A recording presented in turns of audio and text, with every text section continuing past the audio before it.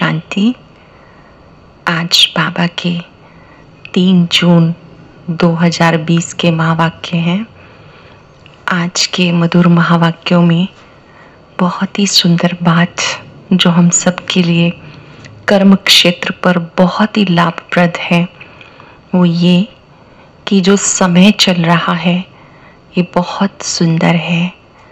जो समय चल रहा है ये हम सब के लिए कल्याणकारी समय है, जबकि हमें बाबा का साथ मिला है।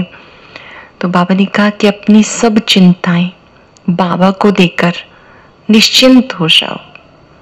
अब हम ध्यान से समझेंगे कि निश्चिंत कौन हो सकता है, जिसको बाबा भी पक्का निश्चय है। अगर निश्चय पक्का नहीं है तो निश्चिंत नहीं हो सकते। और वैसे भी चिंता करने से क्या प्राप्ति होगी? चिंता के लिए कहते चिंता चिता समान है। चिता तो फिर भी मरे हुए को जलाती है और चिंता जिंदा व्यक्ति को जलाती है। और चिता एक ही बार जला के खत्म कर देती है, जबकि चिंता बार बार जलाती है। तो हम सबको अपनी सूक्ष्म में जो भी मन में चिंताएं हैं, बोझ हैं, सब बाबा को देने हैं, क्योंकि बाबा हमारे बोझ हरने के लिए आया है। बाबा को बोझ देने का अर्थ है कि हम अपने मन से अपनी जो भी चिंताएं हैं वो उनको अर्पण कर देंगे कि बाबा ये सब कुछ आपका है, मैं तो केवल ट्रस्टी हूँ, संभाल रहा हूँ, जो कुछ है वो आपका है। अगर कोई प्रशंसा कर रहा है तो भी वो आपकी हो रही है, और अगर कोई निंदा कर रहा है वो भी आपको ही समर्पित है। ध्यान रहे, जो प्रशंसा को समर्पित कर सकता है केवल वो ही निंदा को सहन कर सकता है। हमारी अगर कोई प्रशंसा कर रहा है तो हमें मन से वो प्रभु को अर्पण कर देनी है। और कोई भी चीज की चिंता आपके मन में बार बार है तो याद रहे कि मैं इंस्ट्रूमेंट हूँ, मालिक तो परम पिता परमात्मा है, मैं उसका बच्चा हूँ। जब आप उस पर विश्वास रखेंगे तो आपकी चिंताएं दूर होनी शुरू हो जाएंगे। सच बात तो ये है, हम अपने बोझ ना तो उठा पाते हैं ना हमें देने आते हैं। आज इस मुरली से हम एक दृढ़ संकल्प करेंगे कि अब हम अपनी चिंताएं बाबा को अर्पण कर देंगे। और बाबा का बहुत सुंदर गीत हम ध्यान से सुनेंगे, सब सौंप दो प्यारे प्रभु को, सब सरल हो जाएगा। आप इसे एकांत में 2 बार जरूर सुनेंगे कि मैंने अपनी सब चिंताएं, बोझ अब बाबा को अर्पण कर दिए हैं। मैं निश्चय बुद्धि हूँ, निश्चिंत हूँ, क्योंकि मुझे बाबा का साथ मिला है। ध्यान देंगे, कोई व्यक्ति साथ नहीं दे रहा, कोई साधु महात्मा नहीं, लेकिन परम पिता मेरा साथ दे रहा है। उसने मेरा हाथ पकड़ा है, उसने कहा कि तुम मेरे हो, अपनी चिंताएं मुझे दे दो। तो हमें देने के लिए तैयार हो जाना है। बहुत ही अच्छा लगेगा। आप एकांत में बैठकर सोचना कौन कौन सी बातें परेशान कर रही हैं, कौन कौन से बोझ परेशान कर रहे हैं, और अनुभव करेंगे एक बहुत अच्छी गठड़ी पैक करके हमने बाबा को समर्पित कर दी और बाबा ने अपनी दृष्टि देकर उन सभी बोझों को समाप्त कर दिया और मैं आत्मा बिल्कुल हल्की हो गई।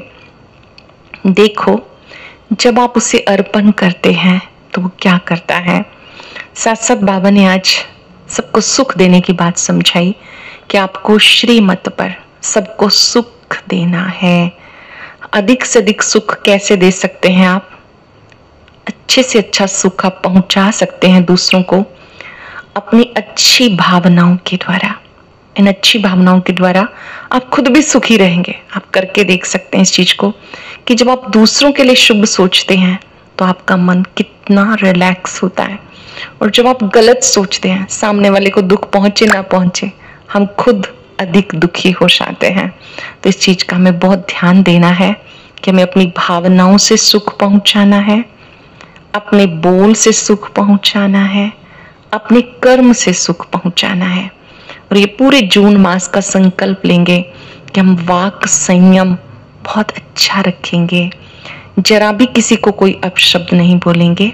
और अगर दिन में कोई ऐसी गलती हो जाए तो हमें रात को अपने चार्ट में लिखना है, बाबा से क्षमा भी लेनी है, और लास्ट में, इस मंथ के लास्ट में हम जरूर अपने आप को देखेंगे कि इस मास में मेरा वाणी पर संयम रहा या नहीं रहा। अब हम सुनते हैं मुरली। बाबा ने कहा, मीठे बच्चे, तुम्हें श्रीमत पर सबको सुख देना है। तुम्हें श्रेष्ठ मत मिलती है श्रेष्ठ बनकर दूसरों को बनाने के लिए। तुम्हें श्रीमत पर सबको सुख देना है। तुम्हें श्रेष्ठ मत मिलती है श्रेष्ठ बनकर दूसरों को बनाने के लिए। क्वेश्चन है, रहमदिल बच्चों के दिल में कौन सी लहर आती है, उन्हें क्या करना चाहिए? बाबा के बच्चे जो रहमदिल हैं, उनके मन में कौन सी लहर आती है और उन्हें क्या करना चाहिए? जो रहमदिल बच्चे हैं, उनके दिल होती है कि हम गांव-गांव में जाके सर्विस करें। आजकल बेचारे बहुत दुखी हैं, उनको जाके खुशखबरी सुनाएं कि विश्व में पवित्रता, सुख, शांति का दैवी स्वराज्य स्थापन हो रहा है। ये वही महाभारत लड़ाई है। बरोबर इस समय बाप भी है। ध्यान से समझेंगे, जो बाबा के रहमदिल बच्चे हैं, जिन्होंने बाबा का परिचय प्राप्त किया, वो क्या समझेंगे कि जो कुछ मुझे मिला है वो मुझे सबको देना है। चाहे हम गांव में रहते हैं, चाहे शहर में रहते हैं, अपने आसपास वालों को, पड़ोस वालों को जरूर बाबा का संदेश देना है। और उसके लिए स्पेशल अगर किसी गांव में भी जाके सेवा करनी पड़े तो हमें करनी है। आजकल तो घर में रहते सेवा करनी है, घर में रहते हम मन से सबको शुभ भावनाएं, शुभकामनाएं देनी है, या फोन पर करके बाबा का संदेश देना है। इस समय बाप आया हुआ है। ओम शांति। मीठे मीठे बच्चे यहाँ बैठे हैं तो जरूर समझते हैं कि हम ईश्वरीय संतान हैं। जब हम बाबा के सामने बैठे हैं, मुरली सुन रहे हैं, तो हम क्या समझते हैं कि मैं कौन हूँ? मैं ईश्वरीय संतान हूँ। जरूर अपने को आत्मा ही समझेंगे। शरीर है तब उस द्वारा आत्मा सुनती है। बाबा ने शरीर लोन पे लिया है तभी सुनाते हैं। निराकार शिव बाबा ने ब्रह्मा तन का आधार लिया है, लोन लिया है, उनके द्वारा सुनाते हैं। अब तुम समझते हो हमें ईश्वरीय संतान, ईश्वरीय संप्रदाय, फिर हम सो देवी देवता बनेंगे। स्वर्ग के मालिक होते हैं देवी देवताएं। हम फिर से 5000 वर्ष पहले माफिक दैवी स्वराज्य की स्थापना कर रहे हैं, फिर हम देवता बन जाएंगे। इस समय बाबा ने कहा, तुम बच्चे जानते हो 5000 वर्ष पहले की तरह से फिर से दैवी स्वराज्य स्थापन हो रहा है। इस समय सारी दुनिया, भारत खास, दुनिया आम, सब मनुष्य मात्र एक दूसरे को दुख देते हैं। उन्हें यह भी पता नहीं कि सुखधाम भी होता है। किसी को पता नहीं कि यहाँ सुखधाम भी होता है, स्वर्ग भी होता है। परम पिता परमात्मा ही आकर सबको सुखी शांत बनाते हैं। यहाँ तो घर घर में सब एक दो को क्या देते हैं? दुख देते रहते हैं। सारे विश्व में दुख ही दुख है। अब तुम बच्चे जानते हो बाबा हमें 21 जन्मों के लिए सदा सुखी बनाते हैं। कब से दुख शुरू हुआ, फिर कब पूरा होता, ये सारे झाड़ को और कोई भी नहीं जानता है।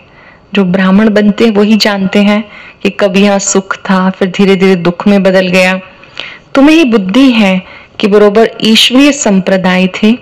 यूं तो सारी दुनिया के मनुष्य मात्र ईश्वरीय संप्रदाय हैं। हर एक उन्हें फादर कह के बुलाते हैं। अब बच्चे जानते बाबा हमें श्रीमत दे रहे हैं। हम सब ध्यान देंगे, परमात्मा स्वयं हमें श्रीमत दे रहे हैं। प्रजापिता ब्रह्मा के द्वारा अपनी राय दे रहे हैं। श्रीमत मशहूर है ना, ऊंच ऊंच भगवान की ऊंचे से ऊंची मत है। गाया जाता है, तुमरी गत मत न्यारी। भगवान की जो श्रीमत देने की विधि है वो सबसे अलग है, सबसे न्यारी है। सदगति की जो मत है वो भी सबसे न्यारी है। शिव बाबा की श्रीमत हमें क्या से क्या बनाती है। सोचो, हम पहले क्या थे, अब जब हमें श्रीमत मिल रही है, अब हम क्या से क्या बन रहे हैं। मतलब हमारे में क्या परिवर्तन आ रहा है।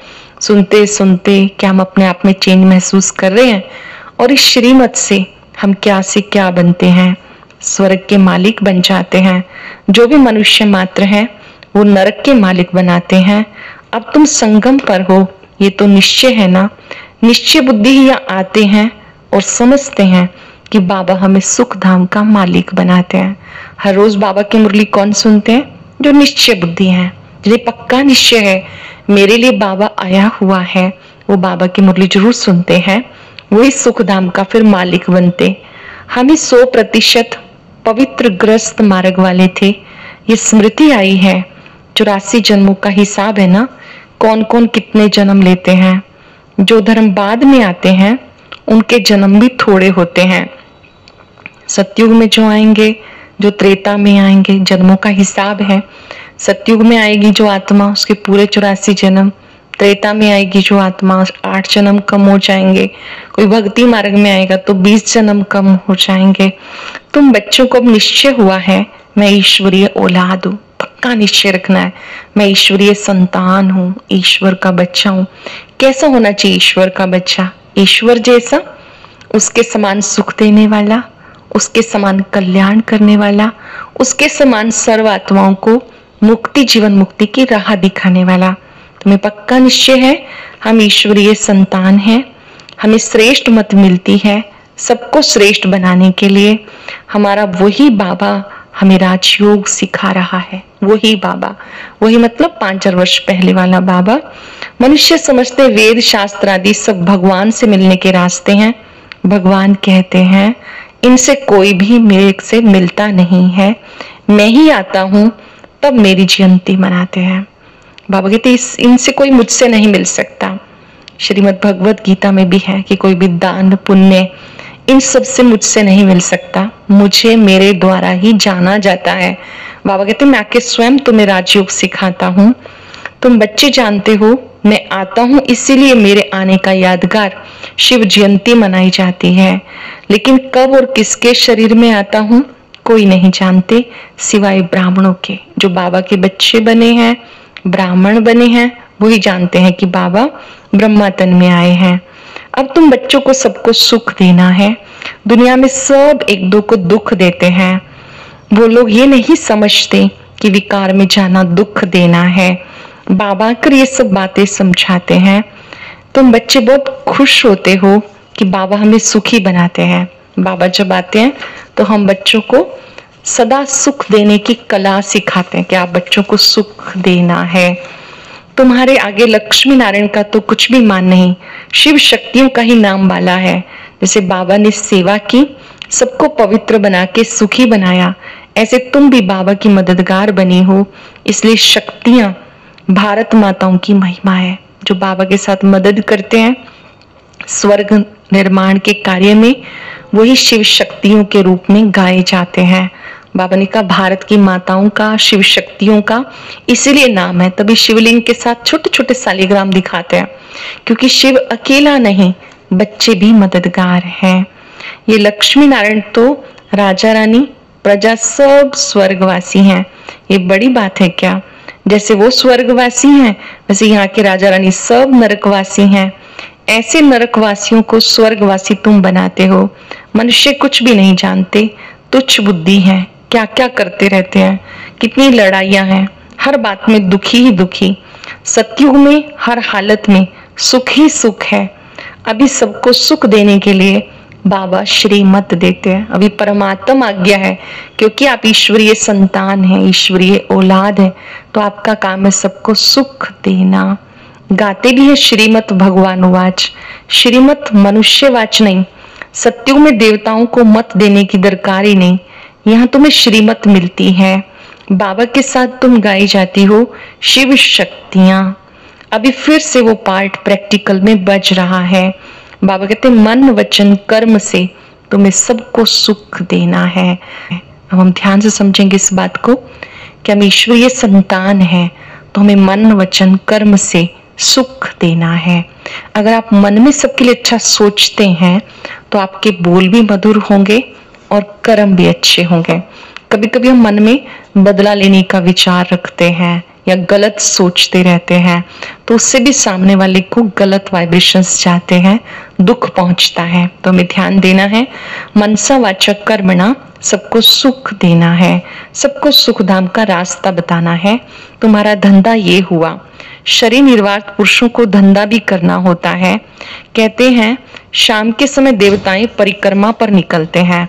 अब देवताएं यहाँ कहाँ से आई, परंतु इस समय सब चाहते हैं कि वातावरण शुद्ध होता है, उस टाइम पर सबको फुर्सत भी मिलती है। तुम बच्चों को चलते फिरते उठते बैठते याद करना है, ये अभ्यास बढ़ाना है। उठते बैठते चलते फिरते बाबा को याद करना है। बस कोई देहधारी की चाकरी नहीं करनी है, बाप को ही याद करना है। इस समय बाबा तुम बच्चों को समझाने के लिए, पढ़ाने के लिए स्वयं आते हैं। शिव बाबा से तुम मिलने आते हो तो कैसे मिलेंगे? तुम बच्चों को बोलना पड़ता है कि शिव बाबा को याद करके फिर इनके पास आओ। अंदर में खुशी रहनी चाहिए कि बाबा हमें सुखी बनाने के लिए आए हैं। ब्रह्मा बाबा के तन में शिव बाबा हैं, हम मिलने के लिए जाते हैं तो ब्रह्मा बाबा भी कहते हैं कि शिव बाबा को याद करके फिर मिलने के लिए आओ। बुद्धि बाबा में लगी रहे, क्योंकि बाबा हमें सुखी बनाते 21 जन्मों के लिए। ऐसे बाबा के पिछाड़ी तो कुर्बान जाना चाहिए। 5 वर्ष में एक बार बाबा मिलता है, तो जिनको पक्का निश्चय है तो बच्चों को कुर्बान जाना चाहिए। कोई सपूत बच्चे होते हैं तो बाप पर कुर्बान जाते हैं, बाप की हर कामना पूरी करते हैं। बच्चे आज्ञाकारी होते हैं तो कामना पूरी करते हैं। कोई तो ऐसे बच्चे होते हैं जो बाप का खून भी करा देते। यहाँ तुम्हें मोस्ट बिलव्ड बनना है, किसी को भी दुख नहीं देना। जो रहमदिल बच्चे हैं उनकी दिल होती है कि हम गांव गांव में जाकर खूब सेवा करें। आजकल बेचारे बहुत दुखी हैं, उन्हें जाकर खुशखबरी सुनाएं कि पवित्रता सुख शांति का दैवी स्वराज्य स्थापन हो रहा है। ये वही महाभारत लड़ाई है, बरोबर उस समय भी बाप था, अभी बाप आया हुआ है। अभी आजकल के हालात के अनुसार तुम घर बैठे ही सेवा करेंगे, मनसा सेवा करेंगे या फोन पे सेवा करेंगे, जो भी मिले उसको ईश्वरीय संदेश जरूर देंगे। किसी का भी मिलन प्रभु से करा देना, प्रभु का परिचय दे देना बहुत बड़ा पुण्य है। बाबा कहते मैं तुम बच्चों को देवी देवता बनाने के लिए आता हूँ, उसके लिए तुम बच्चों को अच्छी रीति पढ़ना है। ये पढ़ाई है मनुष्य से देवता बनने की। बिना याद के विक्रम विनाश होंगे नहीं।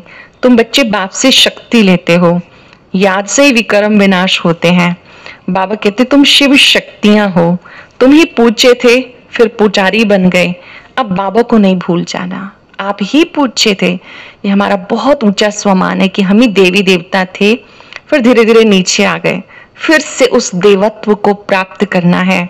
बाबा को नहीं भूल जाओ, ये साधारण तन है ना, इसमें ऊंच से ऊंच भगवान आते हैं।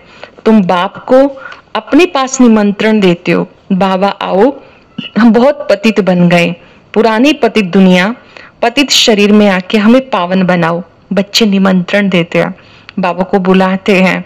यहाँ तो कोई पावन है नहीं, जरूर सब पतितों को पावन बना के ले जाएंगे, तो सबको शरीर छोड़ना पड़ेगा। मनुष्य शरीर छोड़ते हैं कितना हाय दोष मचाते हैं, कोई शरीर छोड़ता है तो कितना रोते हैं। तुम खुशी से जाते हो, अभी तुम आत्मा समझ बाप को याद करते हो। बाबा ने कहा दुनिया में तो कोई शरीर छोड़ते हैं तो रोते हैं, आपको रोना नहीं है, क्योंकि आपको ये समझ मिली है कि मुझ आत्मा ने केवल शरीर छोड़ा है, अब जाके मुझे दूसरे शरीर में प्रवेश करना है। और कोई आत्मा अगर चली गई तो आत्मा की तो मृत्यु होती नहीं, वो शाश्वत है, सत्य है। उसने तो एक शरीर छोड़ा, दूसरे में पार्ट बचाने चली गई। जो बच्चे बाबा को याद करते रहते हैं, याद में ही शरीर छूटे तो अहो सौभाग्य बेड़ा पार। बहुत समय का अभ्यास होगा बाबा को याद करने का, तो अंत में जब शरीर छोड़ेंगे तो बाबा ही याद होगा। तो हमें ये अभ्यास करना है। बाबा कहते रहते बच्चे पुरुषार्थ करो। सन्यासी भी कोई कोई ऐसे होते हैं, अभी बाबा पुरुषार्थ कराते हैं। बच्चे बाबा को याद करते करते आत्मा पवित्र हो जाएगी, फिर हम बाबा के साथ चले जाएंगे। यहाँ पर बाबा के पास आए हैं उच्च पद पाने के लिए, याद करते करते फिर साथ चले जाएंगे। वहां तो काशी कलवट खाते हैं बहुत प्रेम से कि हम मुक्त हो जाएंगे। बताते काशी में कुआं है, ऊपर तलवार है और नीचे शिवलिंग। बहुत से लोग ध्यान दीदार की आश में वहां जाते हैं और सोचते हैं कि हमें दर्शन हो जाए। और अगर नहीं होते तो कहते हैं कि अगर नहीं हुए तो हम खुद को बलिहार कर देंगे। अब तो खैर ये बंद कर दिया गया सब। वास्तव में बाबा कहते जैसे काशी कलवट खाते हैं, खुद को खुद ही खत्म करते हैं, तो इससे कोई भी विक्रम विनाश नहीं होते हैं। सही अर्थों में तो आपको शिव बाबा पे कुर्बान होना है, ना कि खुद को इस तरह से बलि चढ़ाना है। हाँ, अभिमान को बलि चढ़ाओ, क्रोध को बलि चढ़ाओ, बुराइयों को बलि चढ़ाओ, लेकिन इस तरह से शरीर को खत्म करने की आवश्यकता नहीं। बाबा समझाते हैं, तुम बच्चे योग बल से विक्रम विनाश करते हो।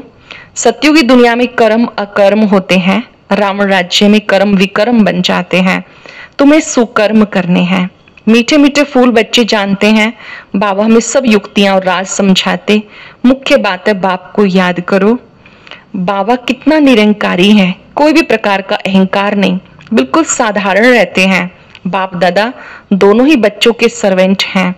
तुम्हारे दो सर्वेंट हैं ऊंच ते ऊंच, शिव बाबा और प्रजापिता ब्रह्मा। बाबा हमें सिखा रहा है कि बच्चे दोनों पिता आपके बहुत ऊंचे हैं, दोनों ही सेवाधारी हैं। आपको भी बहुत निरंकारी बन के रहना है, जरा भी किसी बात का अहंकार नहीं करना। बुद्धि का, शिक्षा का, क्वालिफिकेशन का, अच्छे गुणों का कोई भी अभिमान नहीं करना।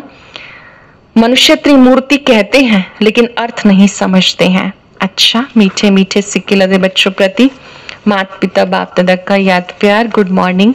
रूहानी बाप की रूहानी बच्चों को नमस्ते। रूहानी बच्चों की रूहानी बाप दादा को नमस्ते। Good morning. शुक्रिया बाबा, शुक्रिया। धारणा के लिए सार। अभी आप कुछ पल साइलेंस में बैठकर सोचें, आज बाबा ने मुझे कौन कौन सी बातें समझाई जिससे मैं करने के लिए तैयार हूं। सुनेंगे। सदा निश्चय रहे कि हम ईश्वरीय औलाद हैं, हमें श्रेष्ठ मत पे चलना है, किसी को भी दुख नहीं देना, सबको सुख का रास्ता बताना है। सपूत बच्चा बन बाबा पे कुर्बान जाना है, बाबा की हर कामना पूरी करनी है। जैसे बाबा निरंकारी हैं ऐसे बनना है, बाबा जैसा निरअहंकारी बनना है। अब बड़ा ही स्पेशल वरदान है, कल्याणकारी बाप और समय का हर सेकंड लाभ उठाने वाले, निश्चय बुद्धि निश्चिंत भव। कल्याणकारी बाप और समय का हर सेकंड लाभ उठाने वाले, निश्चय बुद्धि निश्चिंत भव। जो भी दृश्य चल रहा है उसे त्रिकालदर्शी बन के देखो, हिम्मत और उल्लास में रहे। स्वयं भी समर्थ आत्मा बनो, विश्व को भी समर्थ बनाओ। स्वयं के तूफानों में हिलो मत, अचल बनो। जो साथ मिला है, समय मिला है, खजाने मिले हैं, उनसे संपत्तिवान समर्थवान बनो। हमें बाबा का साथ मिला है, खजाने मिले हैं, ज्ञान का, गुणों का, शक्तियों का, खुशी का। इनसे समर्थवान बनो, शक्तिशाली बनो। सारे कल्प में देखो ऐसे दिन फिर आने वाले नहीं हैं। अपनी चिंताएं बाबा को देकर निश्चय बुद्धि बन निश्चिंत रहो। तैयार है? अपनी चिंताएं बाबा को देने के लिए तैयार है? जो सच्चे मन से तैयार हैं वो योग करके अपनी उलझने, बोझ, जो भी दुख दर्द है बाबा को समर्पित कर दें। बाबा ने कहा जो साथ मिल रहा है, जो समय मिल रहा है, इस समय ये बहुत अच्छा है। ऐसे समय में अपनी चिंताएं बाबा को देकर निश्चय बुद्धि निश्चिंत रहो। कल्याणकारी बाप और समय का हर सेकंड लाभ उठाओ। समझदार बनकर इस समय का लाभ लेना है कि जब भगवान मेरे बोझ लेने के लिए आया है तो मैं उन्हें समर्पित कर दूं, अर्थात मैं उन्हें याद करूं, उनको साथ रखूं। जो कुछ भी प्राप्त होता है बुद्धि से उसे समर्पित कर दूं। निंदा, स्तुति, मान, अपमान, मेरा काम है उसको याद करना। जब हम उसे याद करेंगे तो उसके साथ से हर मुश्किल आसान हो जाएगी। आप करके देख सकते हैं। स्लोगन है, बाबा के संग का रंग लगाओ तो बुराइयां स्वतः ही समाप्त हो जाएंगी। बाबा के संग का रंग लगाओ तो बुराइयां समाप्त हो जाएंगी। ओम शांति। सभी भाई बहनों ने प्यारे बाबा की मुरली सुनी। अभी हम 5 मिनट कमेंट्री द्वारा योग लगाएंगे, ठीक है? उसके लिए स्क्रीन पर जो बॉक्स दिखाई दे रहा है इस पर क्लिक करें और योग करें। ओम शांति।